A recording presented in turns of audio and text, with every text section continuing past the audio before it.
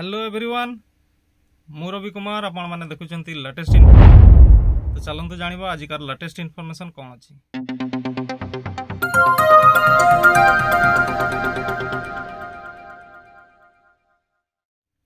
ओडिशा माध्यमिक शिक्षा परिषद द्वारा परिचालित ओडिशा आदर्श विद्यालय एवं ओडिशा माइनिंग आदर्श विद्यालय केउं दिन इंटरव्यू होउची एवं तार एडमिट कार्ड केमिति पाइबे आपण माने से विषय में आज आलोचना करिबा। तो चलंतु देरी न करी वीडियो को स्टार्ट करिबा।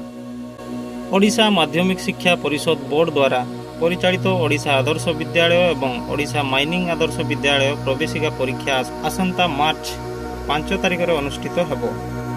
एही परीक्षा राज्यर 929 परीक्षा केन्द्र रे परिचालित हेबो।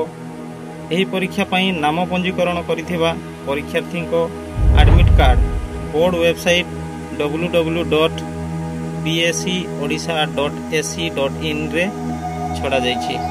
तेबे 929 परीक्षा केन्द्र रे 1,63,163 जन परीक्षार्थी परीक्षा देबे। तन्मध्यरु षष्ठ श्रेणी रे 1,36,491 जन, सप्तम श्रेणी रे 17,154 जन, अष्टम रे 12,456 एवं नवम श्रेणी रे 5,716 जन ओडिशा आदर्श विद्यालय प्रवेशिका परीक्षा निमंते फॉर्म पूरण करिसेंती।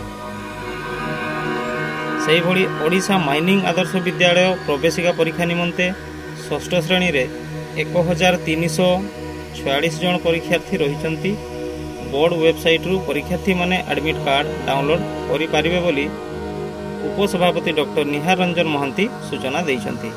तो ये थिला आजिकार छोटिया इन्फॉर्मेशन। आपण मानकू जदि भल लागु थाए तबे नियाती गोटे लाइक करिवे एवं मो चैनल को जदि आज प्रथम देखुचंती आपण माने सब्सक्राइब करबा को जमारो भूलिबेनी। तो आजिकार इन्फॉर्मेशन वीडियो एठी रखिबा, पुणी देखा हबो आ गोटे इन्फॉर्मेशन वीडियो रे। सेते बेले पर्यंत मते विदाय दियंतु। नमस्कार, जय जगन्नाथ।